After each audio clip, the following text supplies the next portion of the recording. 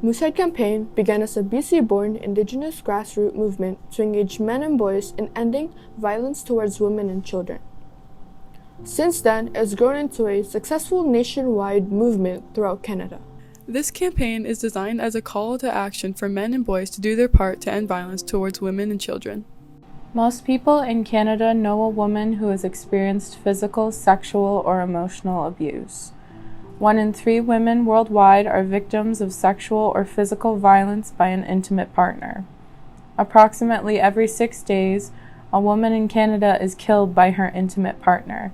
On any given night in Canada, 3,491 women and their 2,724 children sleep in shelters because it is no longer safe for them in their homes. The stats on Indigenous women and girls are horrifying.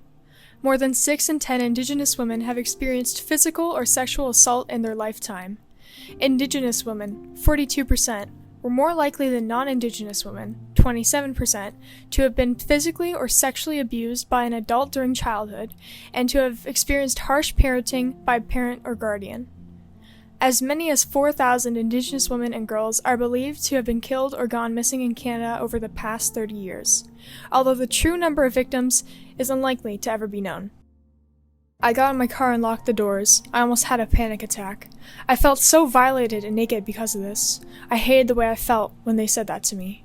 Maybe it was my nationality, or my prior criminal history, or my situation that I was in with a sociopathic liar, that all contributed to me getting raped that night. I wasn't taken serious. If it was maybe the Prime Minister's daughter, it would be national headlines. My story. But since I'm just a foster kid that got date raped, it wasn't important enough. Once you have suffered from trauma, you don't see the red flags like another person would. So you get involved in relationships, and more often than not, at least to my experience, they are abusive to an extent, whether it's emotional, physical, or whatever. And because of the way the police had dealt with me previously, I have been physically assaulted in my past 3 relationships numerous times, and I would not phone the police. They didn't say, did you fight him? But why didn't you fight him? Why didn't you fight him off? That one was a trigger for me big time. I was like, I don't know. How would I know? Actually, even to this day, I remember thinking, while I was at his house, how do I know he's not going to physically attack me and try to kill me?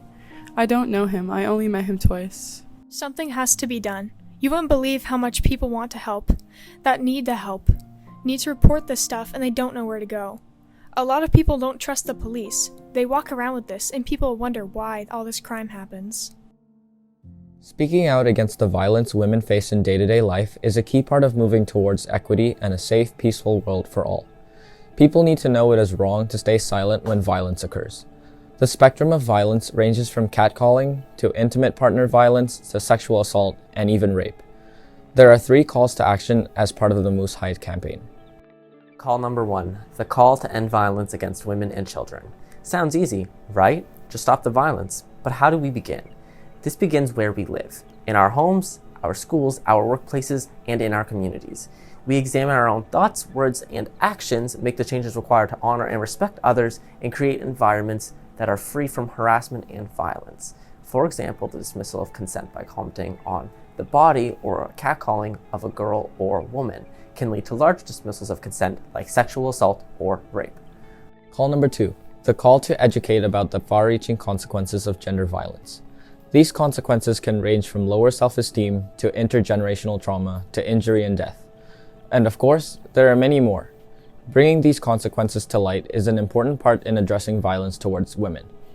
The truth is that most women have experienced some form of gender violence in their life, and yet, women still face enormous stigma when reporting this violence, an issue which has forced many to remain silent.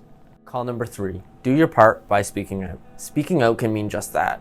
You intervene on the behalf of the person being violated. However, sometimes that isn't possible, especially if your own safety or wellness is in question. Speaking out can mean seeking another individual that can help, telling someone that you trust about what you've seen or heard, or seeking the help of an expert.